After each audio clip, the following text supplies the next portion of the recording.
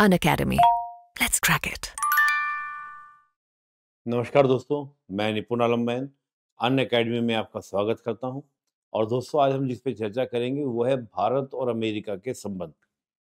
हम बहुत परतों पे तो नहीं जाएंगे कि कब कैसे संबंध रहे क्या नहीं, लेकिन एक पूरा ओवरव्यू ये, और दूसरा भविष्य में भारत और अमेरिका के संबंध किस ओर बढ़ने वाले हैं, किस ओर जाने वाले हैं, उन सभी को जानने का समझने का प्रयास करेंगे। देखिए दोस्तों, भारत और अमेरिका के संबंध आज हम देखें तो दोनों देश एक दूसरे के बहुत नजदीक आए हुए हैं। मैं ये नहीं कह रहा हूं आ रहे हैं, बल्कि आए हुए हैं। उसका कारण है कि जब हम अंतर्राष्ट्रीय संबंधों को देखेंगे तो अंतर्राष्ट्रीय संबंधों में सबसे बड़ी महत्व की बात क्या होती है। मुद्दे हो या ना हो, अगर तनाव बढ़ाने हैं तो मुद्दे बन जाते हैं, निकाल लिए जाते हैं। लेकिन अगर तनाव को कम करना है तो मुद्दे पहले के हैं, उनको रिजोल्व कर लिया जाता है। बात निर्भर किस पर करती है, बात डिपेंडेंट क्या करती है, बात महत्वपूर्ण क्या है। महत्वपूर्ण है कि किस देश के लिए क्या एक स्ट्रैटेजिकल इंपॉर्टेंस है। अगर अमेरिका का भारत के को लेकर कि भारत का इंपॉर्टेंस रखता है अमेरिका, कि अमेरिका को भारत चाहिए या भारत को अमेरिका चाहिए, तो अगर दोनों के बीच में कुछ इश्यूज भी होंगे, जो रुकावटें आ रही होंगी, दोनों बैठ के क्या कर लेंगे, रिजोल्व कर लेंगे। भारत को भी अमेरिका चाहिए और अमेरिका को भी भारत चाहिए। यही दोनों की दोस्ती का या संबंधों का आधार बनेगा। अमेरिका के लिए भारत का जो सबसे महत्वपूर्ण, मान लीजिए उसकी उपयोगिता जो है, यानी कि उसका रीजन है भारत की स्ट्रैटेजिकल इंपॉर्टेंस, भारत की स्ट्रैटेजिकल लोकेशन। चाहे हम देखें विश्व में एक नए वर्ल्ड ऑर्डर की ओर चीन लेके चलने का प्रयास कर रहा है, और अमेरिका चाहता है कि जो वर्ल्ड ऑर्डर है उसके हेजोनोमस स्टेटस में केवल अमेरिका रहे, चीन ना आए। और चीन क्या चाहता है कि जो अमेरिका का हेजोनोमस स्टेटस है, मैं उससे वो छीन लूं और वो स्टेटस क्या आ जाए, मेरे पास में आ जाए। और इसी के लिए अमेरिका के द्वारा इस्टेब्लिश्ड वर्ल्ड ऑर्डर को चीन लगातार चुनौती नहीं दे रहा है, बल्कि चीन चाह रहा है कि उसके पैरेलल एक नया ऑर्डर एस्टेब्लिश करके वो अपना ऑर्डर क्या करे, एस्टेब्लिश करे। इससे पहले मैंने एक वीडियो बनाया था अमेरिका और चीन के ऊपर। आपने उस लेक्चर में सुना भी होगा कि अमेरिका और चीन में किस प्रकार का एक इश्यू चल रहा है। आप डिस्क्रिप्शन में लिंक भी देख लीजिएगा, आप उसको देख भी सकते हैं उस वीडियो को। तो मैं चीन अमेरिका पे चर्चा नहीं करूंगा, लेकिन चीन को काउंटर करने के लिए चीन का जो द्वारा बढ़ता जा रहा जो अग्रेसिवनेस है, चाहे वो दक्षिण चीन सागर में हो, चाहे वो आपका अरब वर्ल्ड के अंदर हो, या कहीं भी आप देखें, चाइना इज एवरीवेयर। सब जगह जो वो अपने आप को एस्टेब्लिश करने का प्रयास कर रहा है, तो अमेरिका को लगातार वो जो चुनौती दे रहा है, उसको बैलेंस करने के लिए कहीं ना कहीं अमेरिका ये देखता है कि वह उस बैलेंस को बनाए रखने में सक्षम नहीं है। तो अमेरिका नए नए ग्रुप्स को क्या कर रहा है, इजाद कर रहा है। चाहे क्वाड की बात करें, चाहे ऑक्सस की बात करें, चाहे जैक ग्रुप की बात करें, चाहे I2U2 इंडिया के साथ बात करें, तमाम तरह के नए ग्रुप्स बना रहा है। क्योंकि अमेरिका ये बात जान रहा है कि वर्ल्ड ऑर्डर केवल मेरे अकेले के दम पर स्टैब्लिश होने वाला नहीं है। उसमें उस वर्ल्ड ऑर्डर को स्टैब्लिश करने में, नए वर्ल्ड ऑर्डर को स्टैब्लिश करने में उसको भारत दिखता है कि भारत एक मुनाफिक कंट्री है, जो मुझे क्या करेगा, उस वर्ल्ड ऑर्डर को, नए वर्ल्ड ऑर्डर को एस्टैब्लिश करने में मेरी मदद करेगा। उसकी वजह है, वजह क्या है? भारत को अमेरिका ये कहता है कि भारत जो है एक स्विंग स्टेट है। स्विंग स्टेट, ये एक शब्दावली दी गई थी 2012 में अमेरिका के द्वारा। अमेरिका उन देशों को स्विंग स्टेट बोलता है कि जो पिछले 5 से दशकों से शांतिपूर्ण तरीके से अपनी शक्ति का विस्तार कर रहे हैं, विश्व की ऑर्डर को मानते हैं और विश्व में एक बड़ी भूमिका के लिए तैयार हैं, और साथ ही उनके अंदर एक कैपेसिटी है, यानी कि क्षमता है, यानी कि इतना पोटेंशियल है कि वो वर्ल्ड में एक बड़ी रोल निभा सकते हैं, जिसमें भारत, टर्की जैसे देशों को, इंडोनेशिया जैसे देशों को वो रखता है। जिसमें भारत को बहुत महत्वपूर्ण रखता है। और आप देखेंगे हाल के दिनों में अमेरिका एक तरीके से जैसे देखते हैं ना, कोई भी अपना प्रचार प्रसार करता है तो अपना एक पोस्टर लगाता है। जैसे ना कि ये पोस्टर बॉय कोई किसी भी ब्रांड का अगर प्रचार करना है तो वो क्या करेगा, किसी को हायर करेगा। तो वो इंडिया को अमेरिका आज एक पोस्टर की तरह, एक पोस्टर बॉय की तरह क्या कर रहा है, यूज़ भी कर रहा है कि देखो इंडिया ने मेरे से बेटर रिलेशंस बनाए और इंडिया लगातार क्या कर रहा है, ग्रोथ कर रहा है। इंडिया लगातार क्या कर रहा है, वृद्धि कर रहा है। हालाँकि इश्यूज़ हैं दोनों के बीच में, लेकिन अगर मैं ये कहूँ कि आज इंडिया अमेरिका का एक पोस्टर बॉय की तरह से है, पूरे वर्ल्ड में वो भारत के क्या कर रहा है कि कैम्पेनिंग कर रहा है। देखो लाइट माइंडेड कंट्री है, लगातार अपना विस्तार कर रहा है। उसका प्रमुख कारण क्या है? क्योंकि भारत ने हमसे संबंध अच्छे किए, तो हमने भारत को भर दिया। इसमें कोई दो राय नहीं है कि अमेरिका ने भारत को वो दिया, जो भारत कई साल लग जाते हैं, अमेरिका ने वो देना शुरू किया था।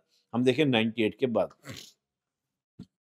थोड़ा-सा बेटा एक बार इन दोनों देशों के संबंधों पे अगर हम नज़र डालें, दोनों देशों की अगर हम बात करते हैं, दोनों कंट्री की, तो भारत और अमेरिका के संबंध 47 में आप देखें तो बेहतर संबंध थे, एक अच्छे रिलेशंस थे, अच्छे संबंध थे।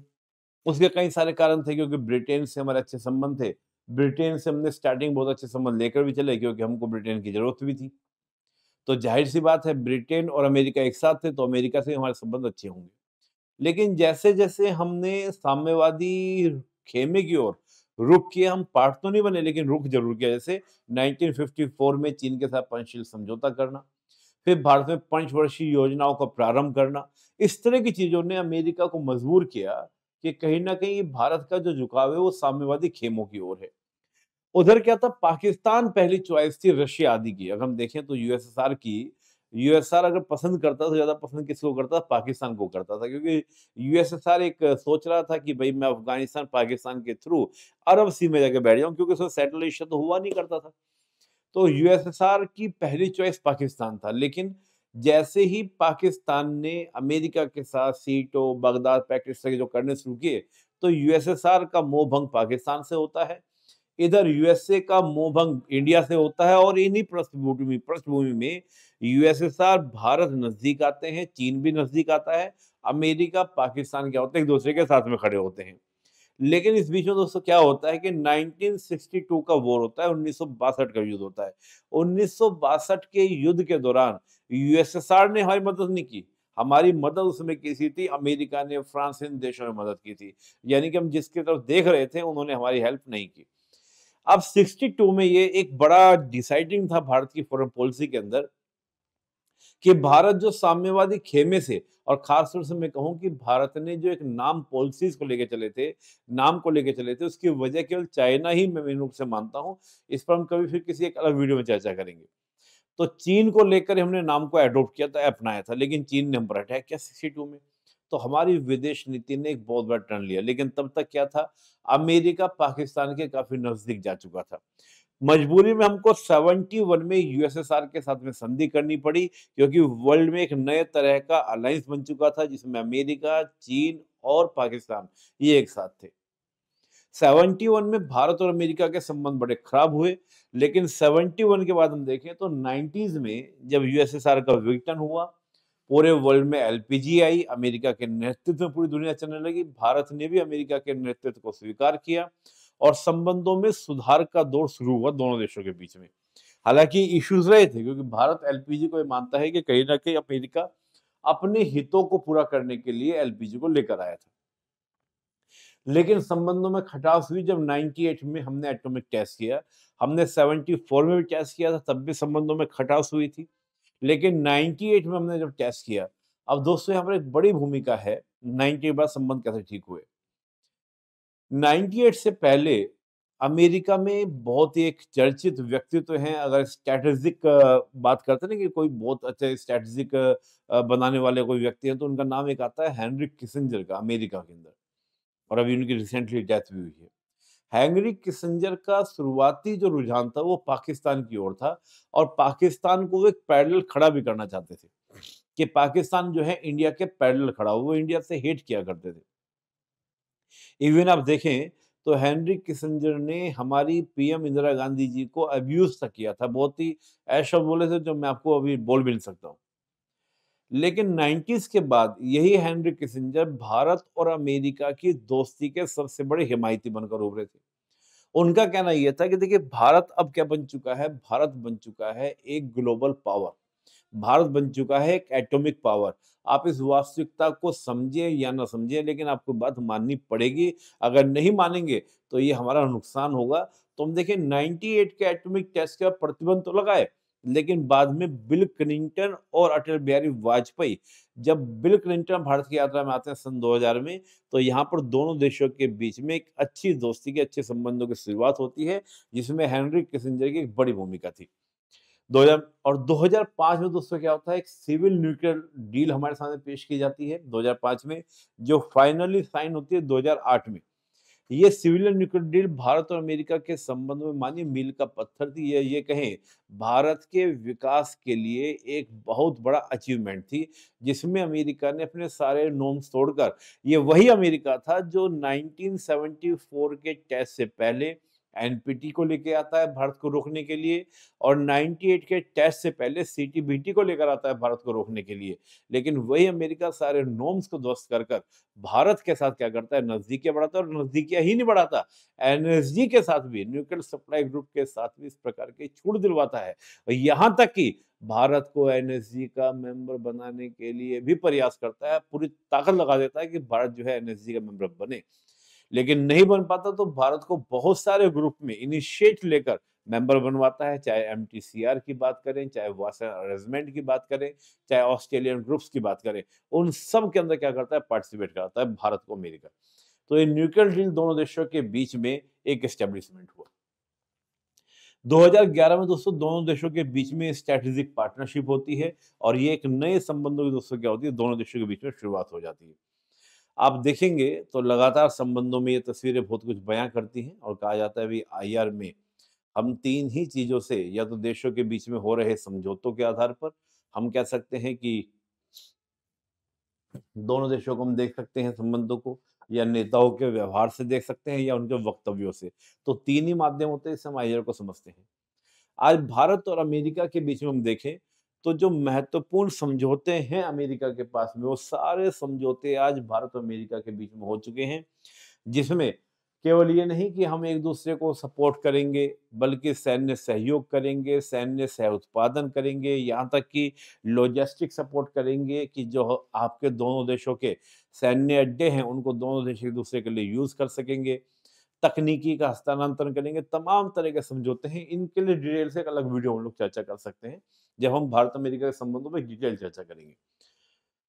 तो तमाम तरह के समझौते दोनों देशों के बीच में हो चुके हैं, तो ये मूलभूत समझौते हैं जो दोनों देशों के बीच में हो रखे हैं। आज हम दोस्तों देखें तो दोनों देशों के बीच में कुछ बेटर रिलेशंस हैं, और वो बेस क्या बनते हैं, एक तो इंडिया को अमेरिका एक ग्लोबल पावर की तरह एडमिट करता है कि भारत जो है एक महाशक्ति है, ये डोनाल्ड ट्रंप ने कहा भी था, एक ग्लोबल पावर की तरह। मैं बताया स्विंग स्टेट की तरह।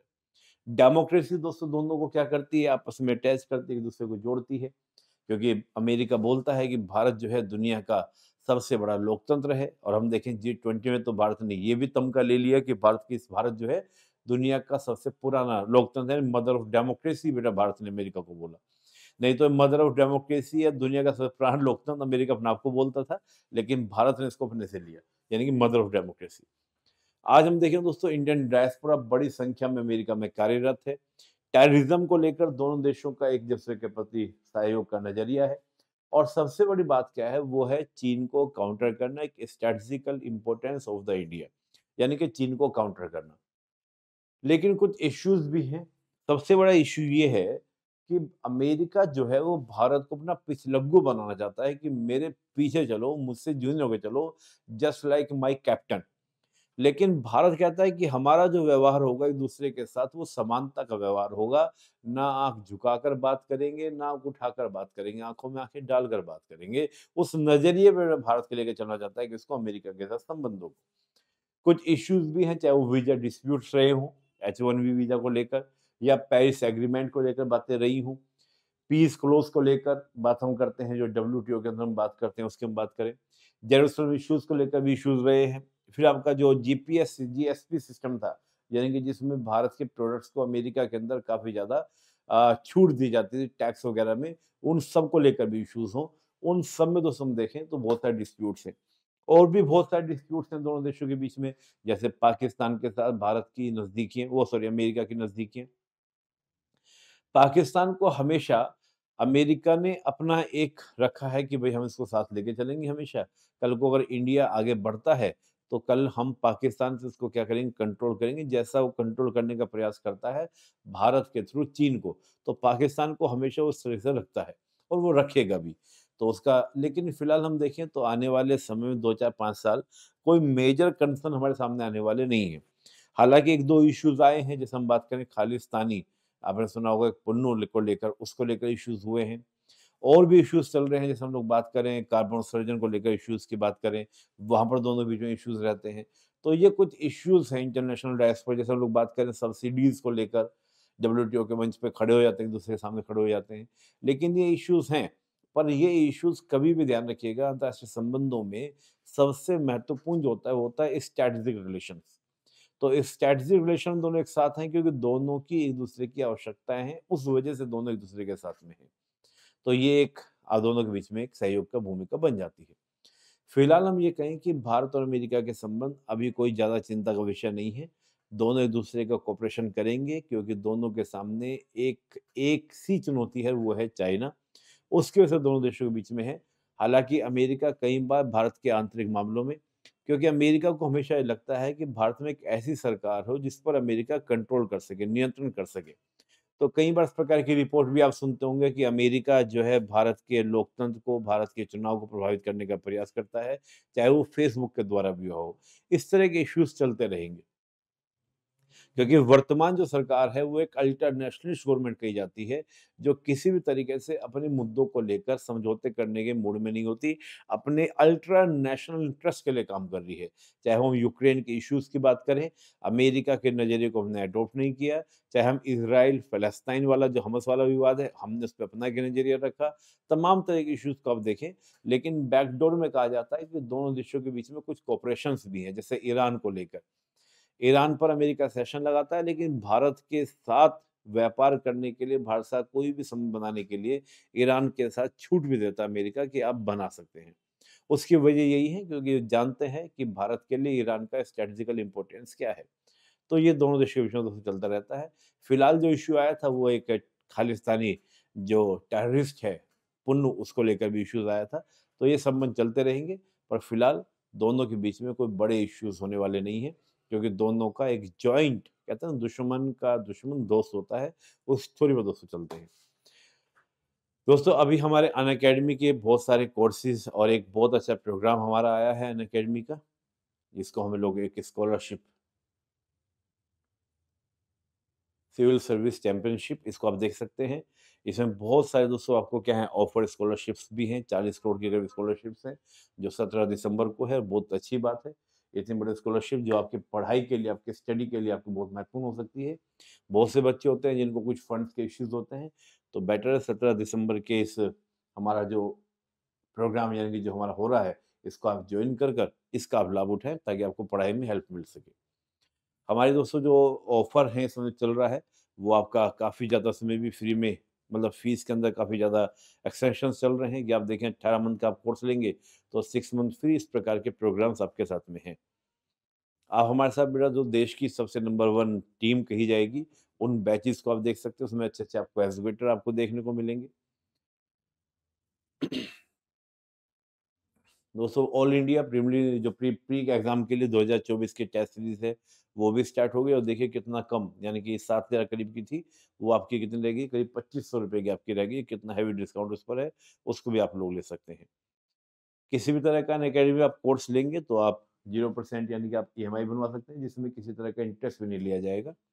और कोई भी कोर्स को दोस्तों आपको परचेज़ करना है, तो आप निपुण A10 कोड को आप यूज़ कीजिएगा, तो इसमें आप पर्सनली आप मुझसे निपुण A10 इस कोड को यूज़ कर Indian polity, international relation, internal security, governance ये टॉपिक मैं डिस्कस करता हूँ अनअकैडमी पर, ऐप पर क्लासेस लेता हूँ, आप जुड़ सकते हैं। तो आप अनअकैडमी को जॉइन कीजिए और अपने भविष्य को सुनिश्चित कीजिए। धन्यवाद, जय हिंद।